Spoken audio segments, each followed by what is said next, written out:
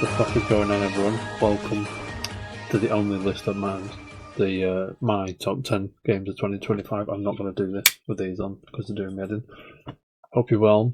Hope you had a good 2025. Hope your 2026 is even better.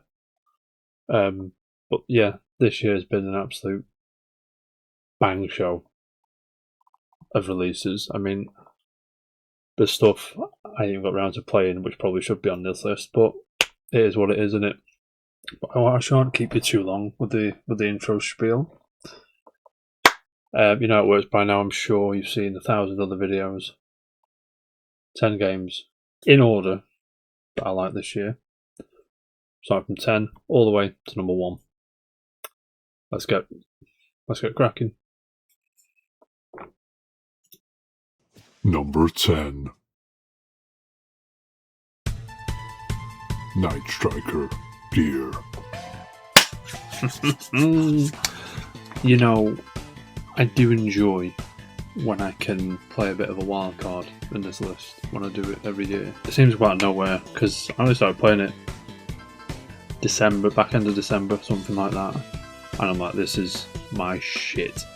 Because I like my open world RPGs, I like my side-scroll platformers, I like my sports games, I like my shooters. I'm not really much of a FPS, competitive FPS guy, but I do enjoy a good shooter, and so on. But shmups are my shit. Night Striker Gear is a sort of a sequel.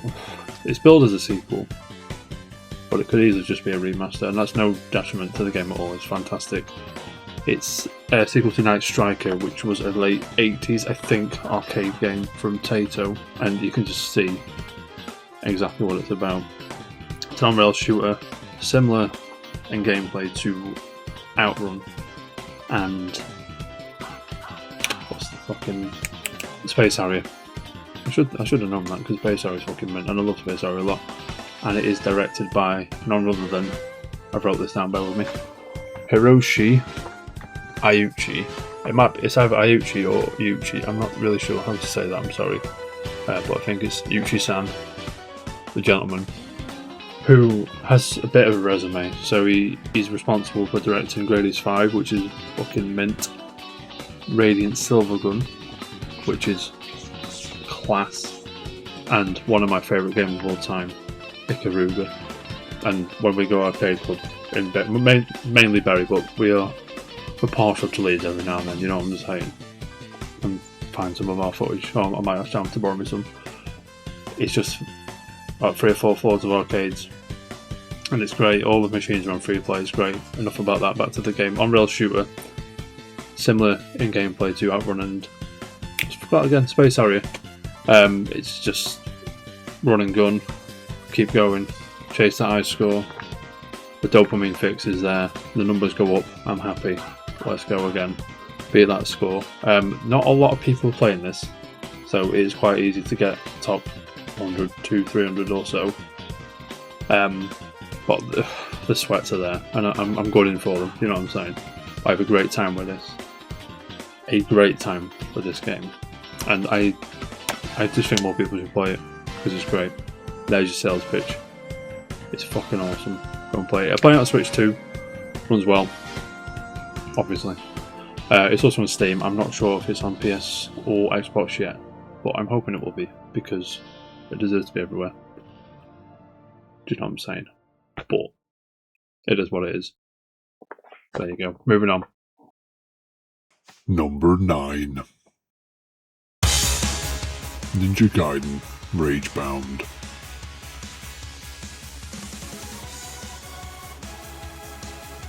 Keeping it retro-ish. Ninja Gaiden Ragebound number 9, which is a game from Game Kitchen, who made Blasphemous, so you know you've got a good time for this one. Yeah, fucking love Ninja Gaiden. I'm going to dub 2025 the year of the ninja. It'll become more apparent when I say that as we get further through this list, you know what I'm saying. It feels like old Ninja Gaiden, but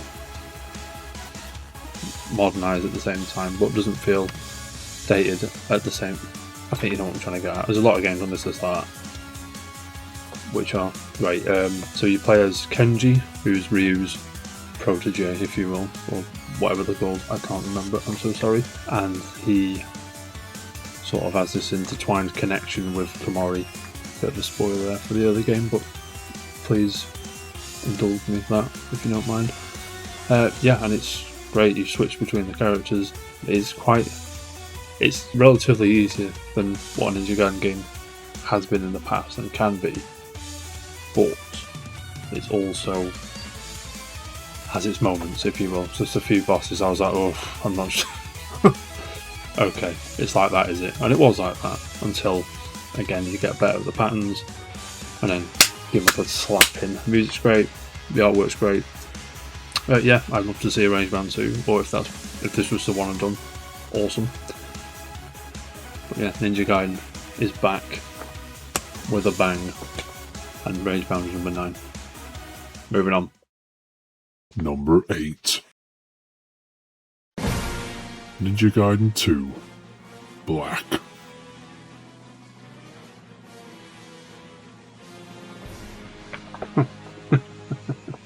There's a theme here, isn't there?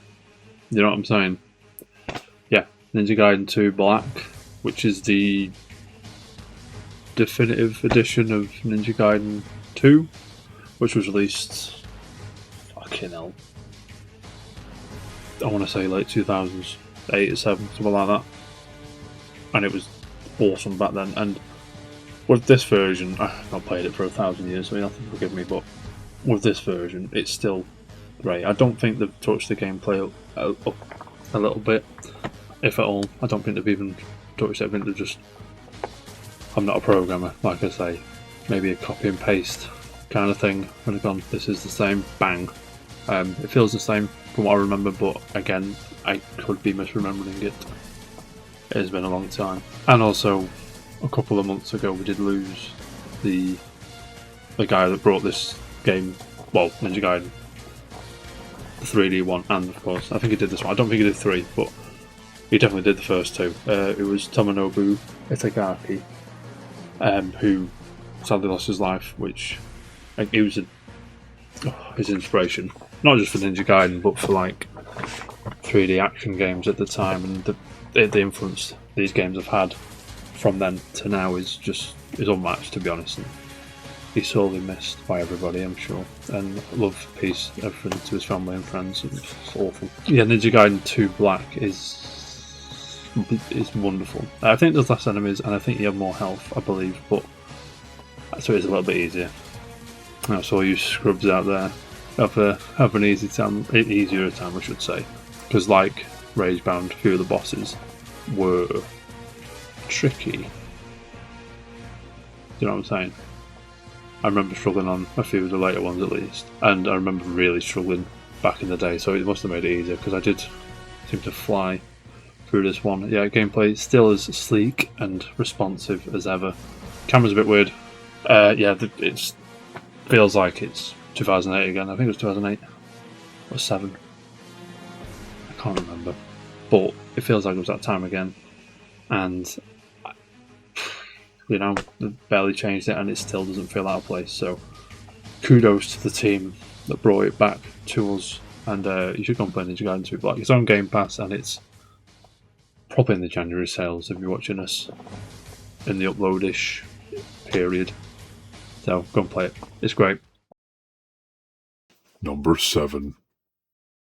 Rematch.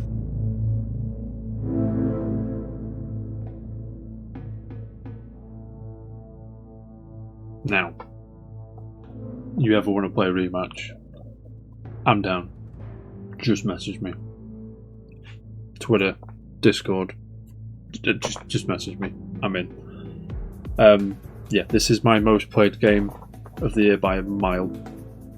130 odd hours, I think, which, you know, for somebody with a full-time job, family, child, etc., is a long time.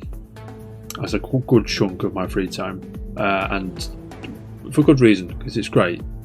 So the premise is it's a third-person perspective football game, but you only control one character, and everyone on your team controls the same. Well, not the same character, but a character. It's 3-on-3, 4-on-4, 5-on-5. I believe 3 and 5s are ranked. I think that's still the case. Season 2 just come out, and I can't remember if they've added 4 ranked yet. If they're going to or whatever, doesn't matter. But it's from Slow Clap, who did Sifu, of all things, which is a great game in its own right as well, and obviously published by Kepler, who may or may not come up later on in this list, if you know what I'm saying. But yeah, I think there was a similar concept to a PS2 game. I've tried Googling it, I've tried having a mooch around, I can't for the life of me find it, so I'm not even sure if it saw the light of day, to be honest. I think I saw that in Gamesville, of all places. Does anyone remember Gamesville? UK folk, remember? All missed him. Yeah. What's going on, man? Well, I've got some really good news for people who love their retro games. Anyone who enjoyed specifically the Commodore 64. Oh, you're talking to a Commodore 64, man. Well, I've got some great news for you, because apparently there's a guy out there who's developed a Commodore 64 emulator that works on your mobile phone. You're joking. What, he plays all the old Commodore 64 games? All the old ROMs for the Commodore 64 emulator. Basically, you can download them as a message to your inbox. Yeah. And this new emulator, once you've got it installed on your phone, it will recognise the ROMs and automatically allow you to play them. Well, when you think about it, more phones today actually have more K than the computer did back then, right? That's right. I It's mean, only 64K. exactly. Yeah. Exactly. So,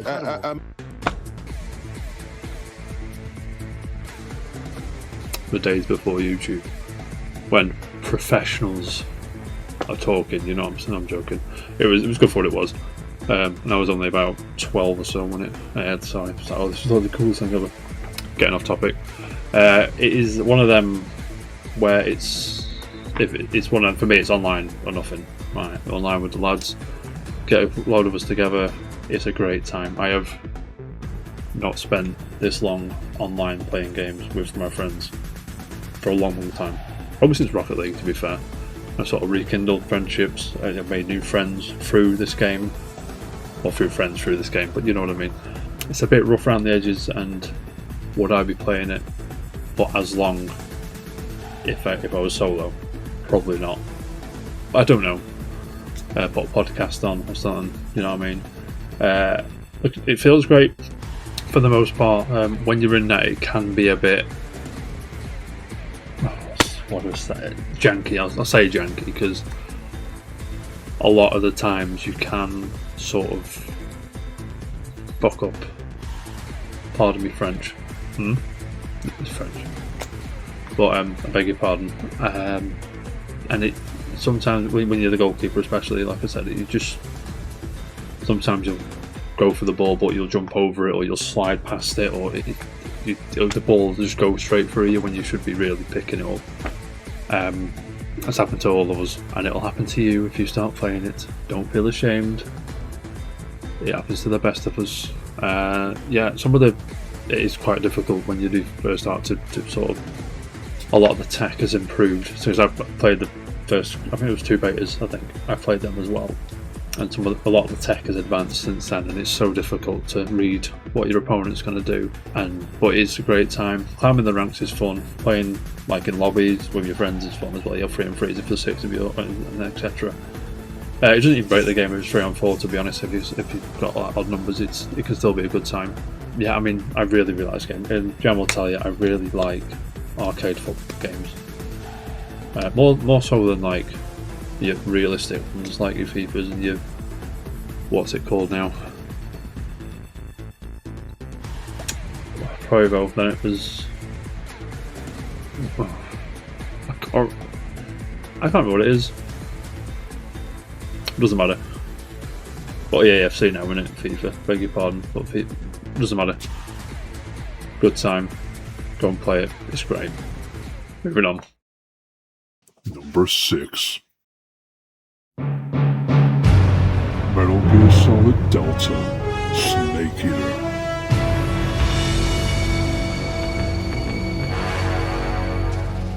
What a thrill. What a tune. And what a game.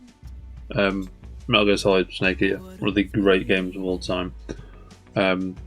Great bosses, great soundtrack, great performances from all the cast, which includes Laurie Allen, by the way, which is Diane Simmons from Family Guy. Good work, Jack. What are you doing here? Sokolov comes with me. We interrupt this broadcast to bring you a breaking news story. We apologize to Joan of Arcadia's sanctimonious, fear-based, and probably overweight viewers. Just to ruin that for you. You probably already knew that anyway. David Hayter, obviously. The GOAT does his thing. But Metal Gear Solid is one of the best games ever made. From a story presentation perspective, this is such... I mean, this mostly is a positive, but there's a bit of negativity I'm going to bring into the equation. I'm so sorry. Such a copy and paste job to a point where it's like, is there a point I should be playing this? Could I just play the old one? But this is shinier graphics. There's a few more voice lines from, I think, David and Laurie. I think it's tutorial stuff though, because they put Metal Gear Solid 5 controls in. I assume it's to cover that, all that stuff and things like that. There's an online mode nobody plays as well. I need to check it out, but I just can't bother. Yeah, with the Metal Gear Solid 5 controls, it makes the game way easier. Like, so much easier, but they're the controls I prefer, so I couldn't help myself, do you know what I mean? Start to finish. Bang, bang, bang. And that made me want to play Metal Gear Solid 5, weirdly, so I did that. I completed Ground Zeroes and I did a few missions in Phantom Pain. I like them games a lot. I just feel the story for a Metal Gear Solid game is lacking, because you remember the series which made gamers go, oh wow, video games can be like that. From the PS1 days of Metal Gear Solid 1, it's like, oh there's open credits here, there's good voice acting, there's cinematic camera angles and etc. You know, 3's no different. Delta, whatever you want to call it, Snake Eater. It's just wonderful. I do wish though, because it's like the Crisis Core remaster they did, reunion. That was apparent I was playing a PSP game. This is apparent I'm playing a PS2 game, which is no detriment. I love playing PS2 very much. You know, like everybody should do. But so many years passed by. I know they want to respect Kojima's original vision and work, and don't want to go tampering around. I just wish they had the bollocks to go in and perhaps add a bit of spice, a bit more spice. You need to add spice to this game. It's a masterpiece. It's a 10. It's everything you want to give it. Right? Just a bit, perhaps I think you know what I'm trying to say. But still holds up. Still great. You know, fantastic. Sneaking around feels great. And the difficulty's okay as well, if you're into that. Not too difficult, especially on the normal. If you go up to, I can't remember what the high difficulties are, but if you go up to there, it gets a bit messy, but masterpiece, 10. I know you say it should be higher, but, you know, it is the game I played many, many years ago, and it does stand up, and you should play it. But with it being so close to the original, the price point comes into it, and does Konami really give a fuck about Metal Gear Solid? Are they just testing the water for either a new game, or are they going to redo this for Metal Gear Solid 1, or 2, or 4, or whatever? Or they should do the Metal Gear and Metal Gear 2 games. That'd be cool. I'd love that, but I don't think they've got the bollocks. But it is what it is. Moving on. Number 5. Ninja Gaiden 4.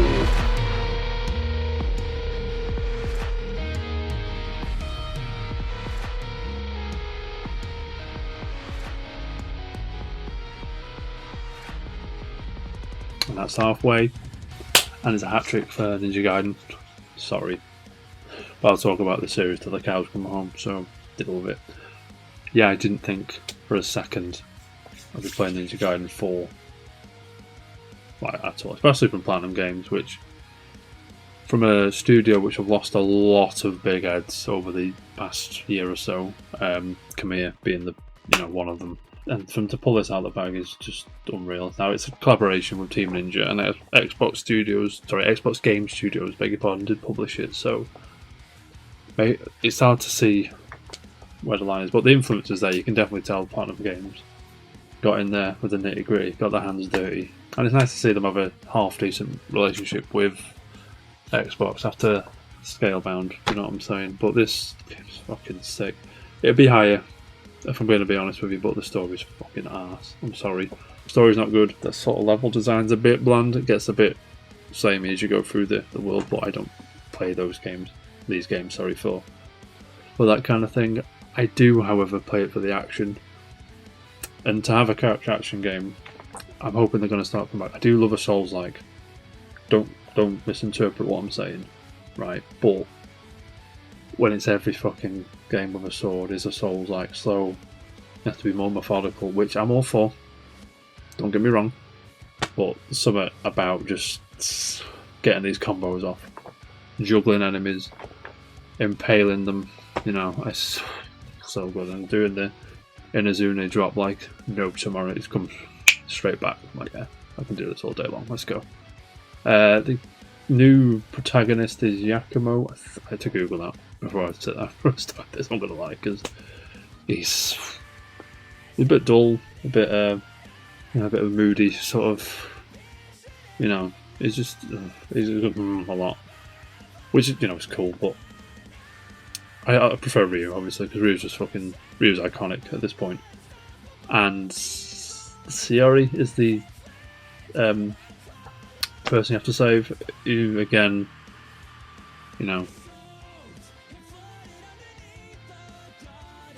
low crop just for no reasons, and which whatever, it's fine. And because when you start going through the game, you think, oh, this is it's relatively difficult as well throughout the game. But once you start getting the upgrades, it gets maybe it's counterintuitive, but it gets a lot easier because you can bounce in. I find it a lot easier anyway. You can bounce enemies. You can even bounce the bosses in some cases as well, which is kind of cool. Not the last one though, because it might be a large entity. I'll say. No spoilers here. Don't worry. Ryu's in it a little bit. Well, he's part of the plot, and you sort of have the same goal but different methods of obtaining it, kind of thing. Again, limited on spoilers. I'm sorry. And you do get to play as Ryu. The downside is his sort of gameplay structure and parts don't seem half as flushed out as Yakumo's, which is disappointing. But again, I believe there's DLC coming out, or potential DLC coming out, which should be more Ryu focused, and hopefully we'll be able to play him a bit more and abuse them combos a little bit more. Yeah, it's great. Music's pretty good. Like I said, levels design's a bit hit and miss. There's some cool bits in there, don't get me wrong, and the story it sort of has to drag you through it. The gameplay really carries this one, which is it will be higher. I'll be honest with you. If the story was good, go and play it. It's great. I recommend this. Year of the Ninja lives on. 2025, baby. Let's go. Moving on. Number 4. Donkey Kong Bonanza.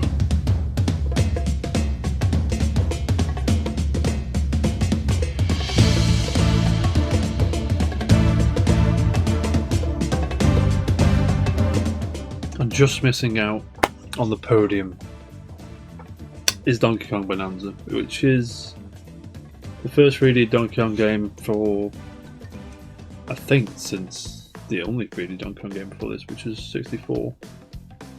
I might be wrong, I can't bother to Google it, but it's been a long time, is what I'm trying to say. Coming off the back of the Returns games, which are fantastic, and you should all go and play them because they're great. The Odyssey team brought us Bonanza, which is, again, when I saw it, I was like, this is what Donkey Kong should be. Just slamming everything. It's a 3D action platformer, you can probably tell, similar to Odyssey. Unfortunately, it's not as good as Odyssey, unfortunately, because I think Odyssey's great. But again, this is very, very, very good. Jam said in his, it might be, I'm sorry if you've not seen Jams yet, or if you ever want to go and see Jams, but he said that the 10s all around were a bit much, and I'm inclined to agree. I can see where they're coming from. This game's fantastic, but it's like, it's more of a 9 for me. Do you know what I'm saying? The idea is you go down to the core with, you find Pauline on the, I hope that's not a spoiler because she's on the box. I'm pretty sure she's on the box. She's in all the trailers and everything. So, you know, you find down to the bottom, get a big banana, and that engraved in my brain is the noise.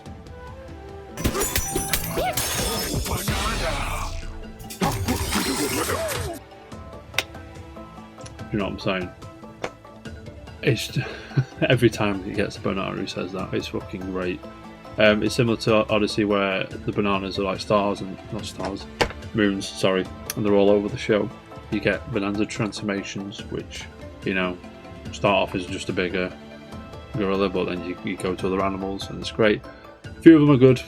Ones when you really power up one of them, it becomes overpowered and sort of ruined the game for me a little bit. You'll probably know which one it is if you played it. If you haven't played it, you will get to know which one it is I'm talking about. It's so, but in the middle, it kind of loses its footing a little bit in the middle. You get, I wish there was more Diddy and Dixie, for example, and Cranky's in it, but Cranky's in it as much as I like him to be in it, to be fair. But it's great. Yeah, there's always an upgrade. There's always like it does the Breath of the Wild thing where it's like, oh, what's that over there? Or the open world gaming thing, I should say. Oh, what's that over there? Oh, what's that over there? Oh, what's that over there? I can go over there and get that. Grasps at your curiosity, if you will, which is great for, like, it's not open world per se, more of an open area kind of thing. Each layer has its own lot of bananas as you go down. When it was starting to wrap up, I was like, is that it? Or are we still going? And then the end game happens, and the end game's just wonderful. It's a wonderful time. If you're, I'm not going to say anymore. It's just wonderful. I've not played any of the DLC though that come out. Maybe I should. I don't know. But it's a great time. It sort of brought me as a child. It's so much fun just rolling around in Donkey Kong with all the abilities, and he schmoves, I should say, for a big lad. And Pauline's great as well. A lot of people were like, "Oh, she's so annoying," but she's alright. She's pretty cool. The ending's it's beautiful. It's beautiful. Go and play Bonanza if you haven't already. It's fucking awesome. Moving on to the podium. Number 3. Shinobi, Art of Vengeance.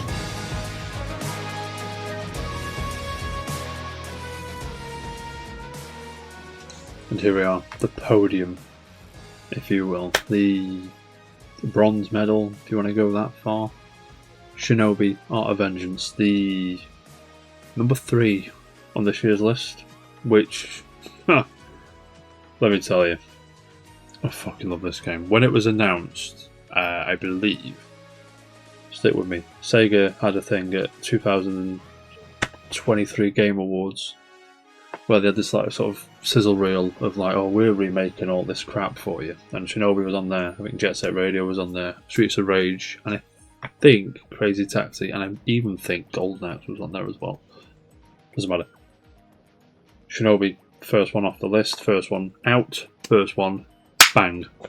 And I believe in all these games now. I'm in, especially Golden Axe, that deserves some justice after what happened for the 3D one. It was Beast Rider, something like that. I can't remember exactly what it was called, but this one, Lizard Cube, are at the helm. They did Streets of Rage 4, if you remember that. It was fucking sick as well. And I think they did a Wonder Boy game as well. I've not played that one, but I have reason to believe it's good if Lizard Cube made it. Do you know what I mean? I have that much faith in them. They just get it. It's like, how do you solve a problem like Shinobi? You should make a banger, right? You know what I mean? There's a lot of there's a 3D one on PS2. I quite like that game, but it's not as good as it. Like, the story again in this one is good. Yeah. It's kicking off. Demons come. It's great.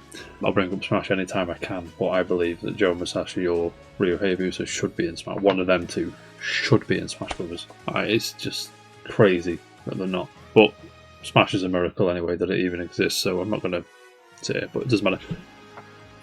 Art of Vengeance. Fantastic. The artwork is unbelievable. The soundtrack's unbelievable. The gameplay, I went on about one of the Ninja Gaiden games where you could bounce the enemies around. You can do that on this. It's unbelievable. You can even do it on the bosses to a more effective effect. I don't know.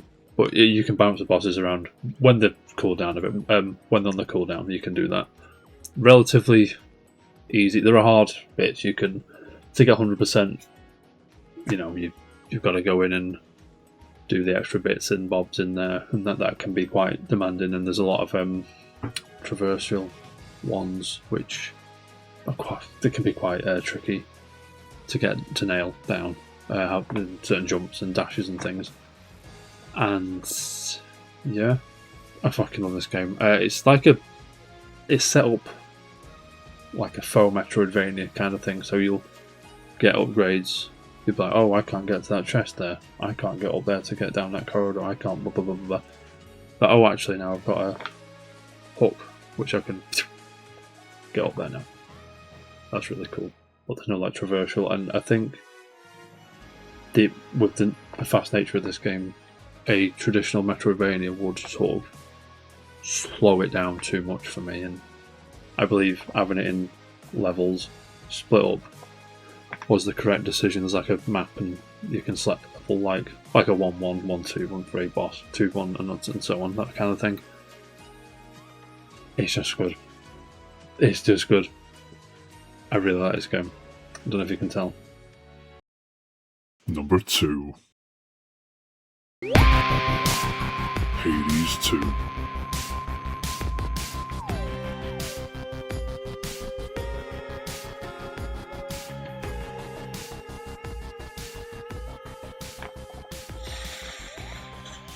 This one was tough, man. I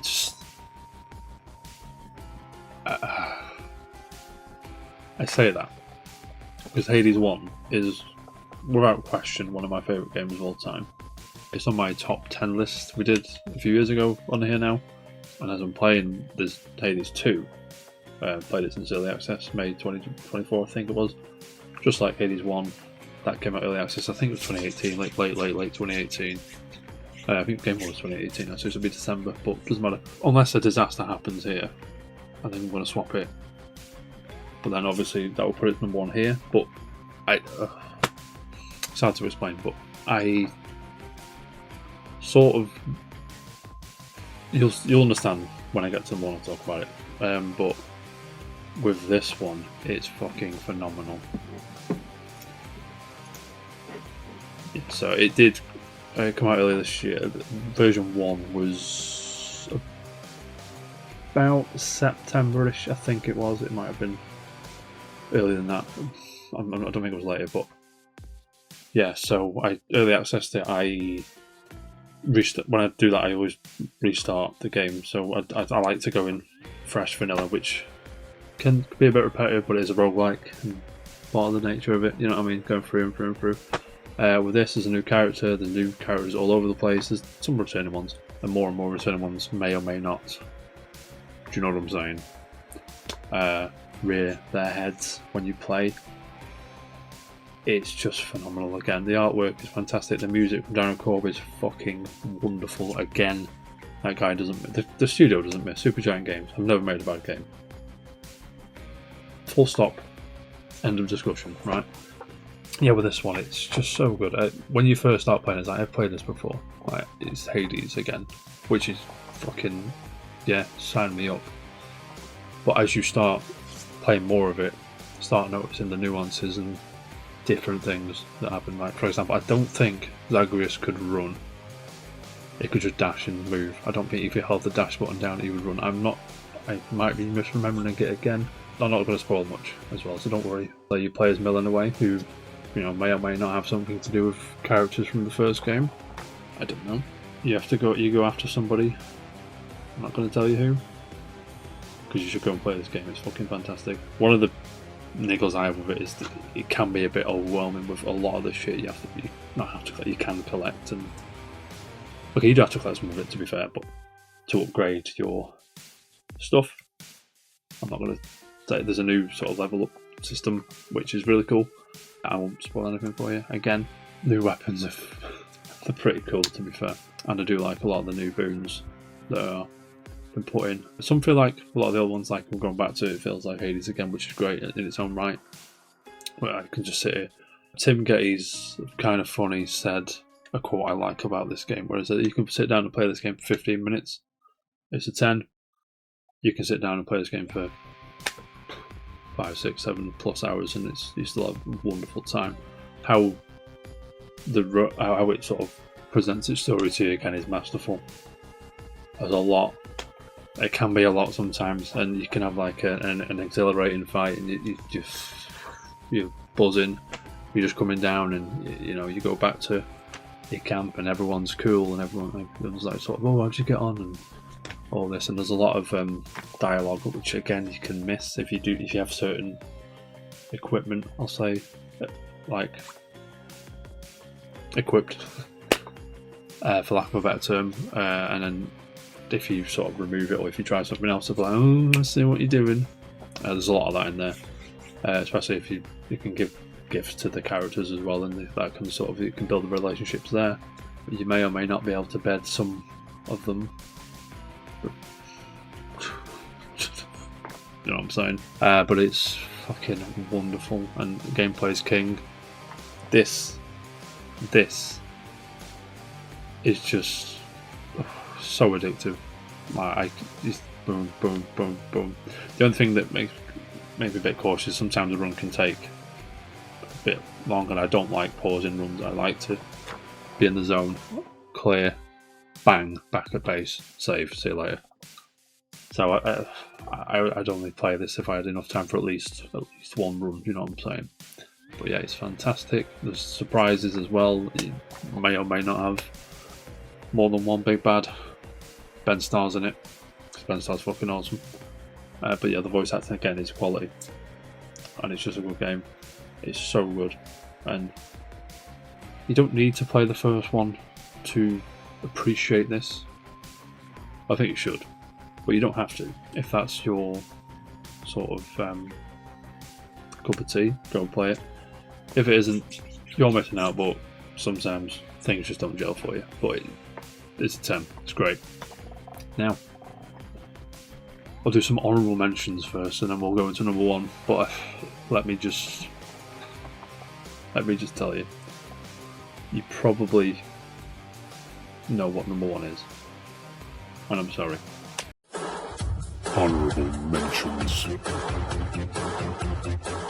Let me just clean up some honourable mentions for you as well.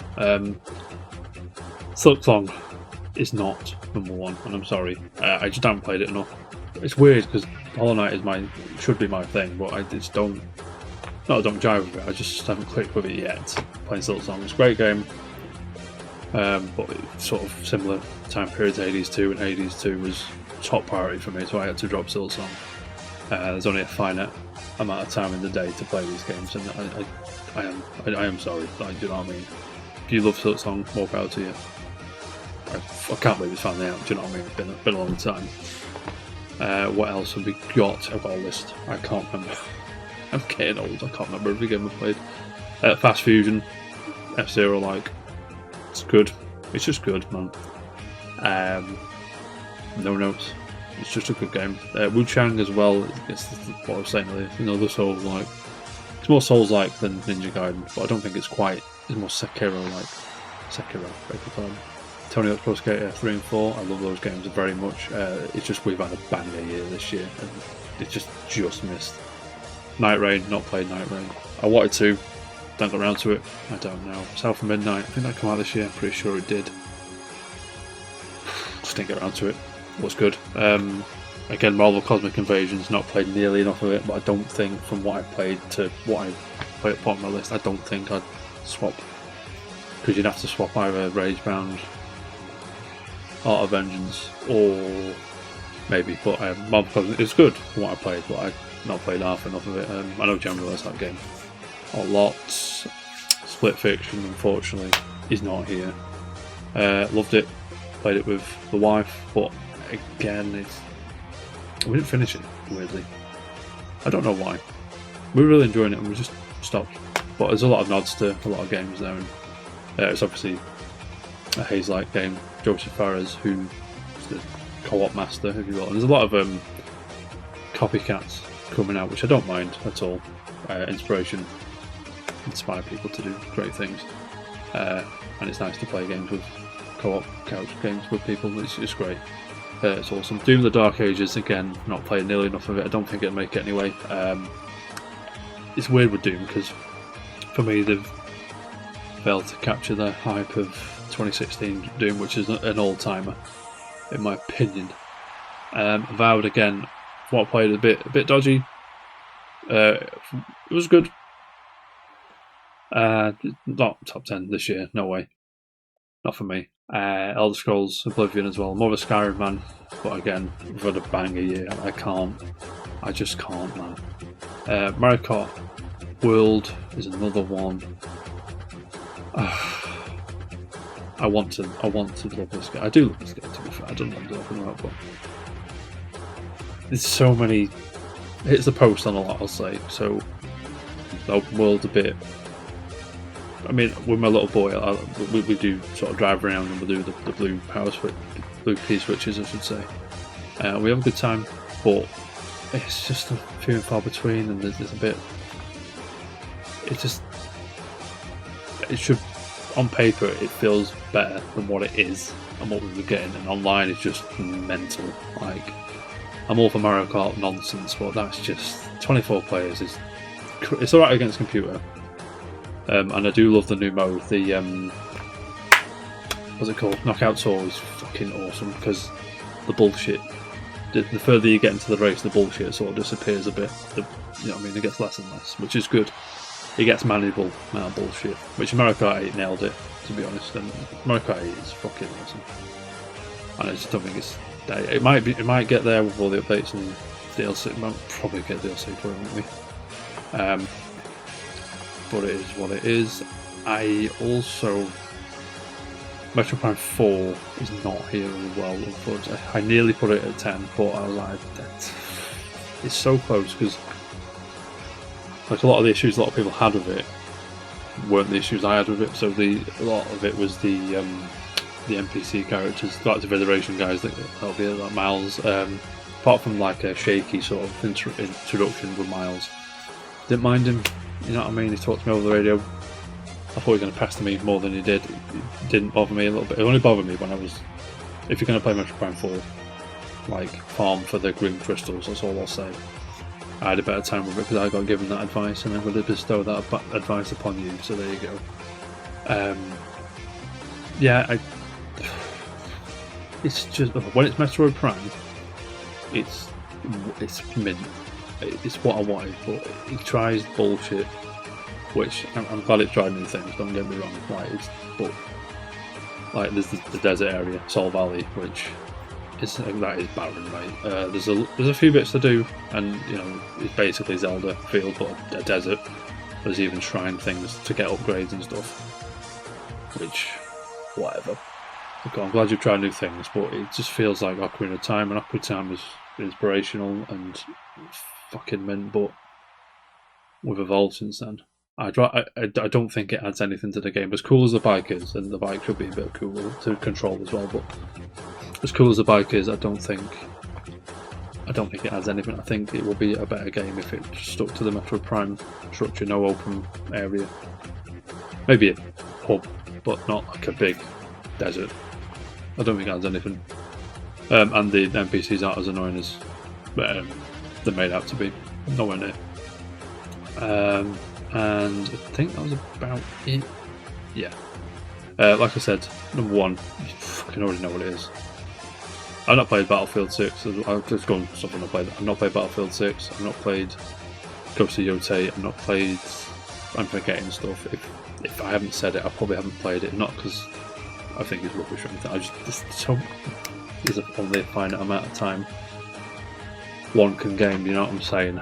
And there's only a finite amount of wedge one can spend, so I play as much as I can this year. But yeah, like I said, number one, you probably already know what it is, and I'm sorry. Whoa, stop. Sorry. Hi everyone. I just put the video together now, and I've been incredibly rude. I'm so sorry. I didn't say Blueprints, which came out this year, and it's fucking phenomenal.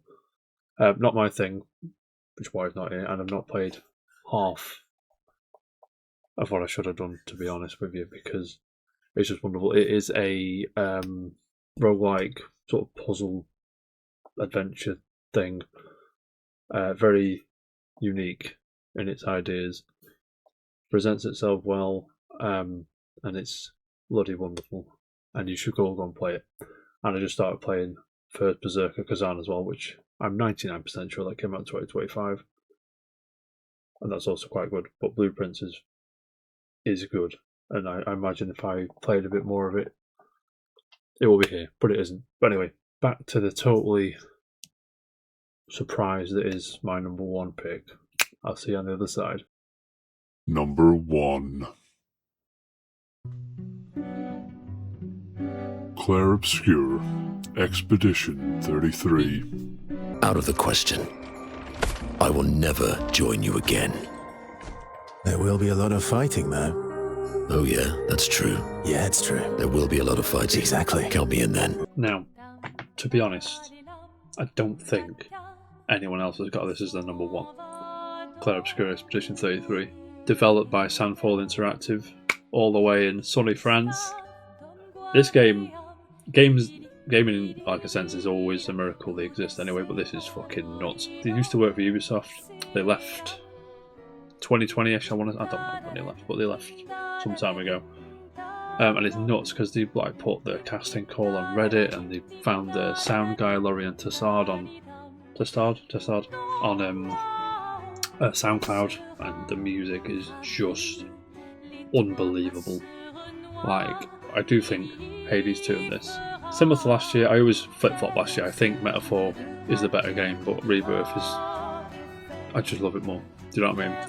Which is why here now, I think different this year. I think Hades might be the better game, but I think Claire Obscura, I want to say felt fresher. I don't want to say felt fresher, but you know what I mean. It's sort of, it's a new experience, a new IP, small studio. Smashed it at the Game Awards. They've basically a clean sweep. I think there's one they didn't win, and that was the sound design, not music. Music was one. Don't worry.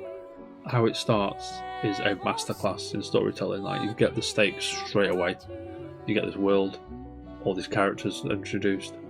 The stakes, like, straight away, bang, and it's emotion. You know what I mean? And then it carries on, emotional, and then the combat system again is a breath of fresh air. Probably its freshness might be why it's not why it won, because it's great. Like, it is number one because it's great.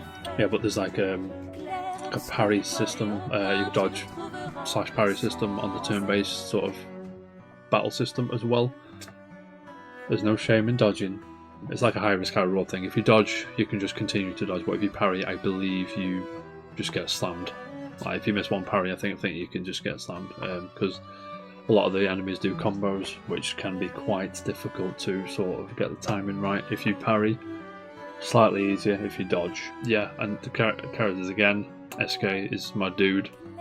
Again, I would say again, if you have played that game, you know exactly who SK is, and you know SK is your dude as well. If you haven't, you're missing out. Just on SK. No, the game's class. It sort of borrows a lot from a lot of games like this, so it's very, very Final Fantasy X in its sort of layout, structure, presentation. A little bit of Sekiro as well with its parry and dodge system, because that's all Sekiro's known for, to be honest. I'm joking, but I do, you know, it feels very that, just not Sekiro with menus, if you will.